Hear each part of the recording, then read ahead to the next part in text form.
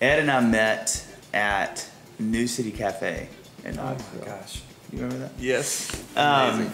And we have a mutual friend, had then a guy named Bebo Norman who was an artist, and I had spent a month at Windy Gap with Young Life, and Bebo was the special music there, and I was there working and ended up getting to know him and playing during his concerts with him and playing drums, not doing any music of my own. And at the end of the camp, Bebo was like, man, you really need to meet Ed. And I'd known both of their music for a long time. Right? In fact, Ed's, I heard, I think it was 94 was probably the first time. And I was like, it was on during a slideshow, and I remember being so focused on finding out what the music was because it was a Young Life meeting in Knoxville.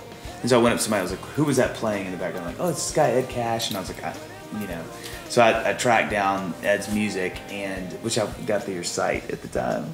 Oh my gosh. Right? Yes. And which did not change for 10 years. Oh yeah. In fact, when I worked for you, I helped maintain orders. But and so I knew about Ed really well, and so Bebo said, y'all need to meet. I was like, man, I'd love to meet him. So Ed played at New City Cafe that fall, and I was in Knoxville, home from college for a weekend. So I went up to Ed, and I remember this so clearly. I was like, hey man, and I was so nervous to talk to him because I was such a big fan and admirer of him musically and physically. And I went up afterwards, and you were selling CDs, your own CDs, which is more appropriate. And I remember going up and just being like so sheepish, I'm like, hey man, my name's Dave Barnes, I know Bebo. And I remember it being so awesome that you were like, oh, I know about you. Like Bebo told me he totally your did. name, and so we struck up kind of a conversation. Then I was going to MTSU at the time, and Ed you were starting to do the records here with Caedmon's especially. And then I remember you coming in a couple times and calling and saying, hey, I'm here for a couple days. We know if you can come up. And so I drove up to Nashville from Murfreesboro a couple times, and we hung out. And then when Ed moved here, I worked for him for about a year, which was awesome. So yeah, I mean, I just remember meeting you, and I remember hanging out in Nashville by Tower Music.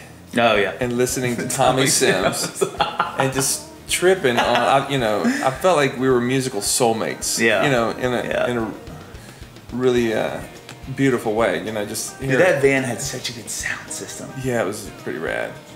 It was just fun though. Think about like our deep love for soul music, and I mean, just even thinking about this record. I just re-listened to basically the whole thing, and it was just an incredible walk down memory lane.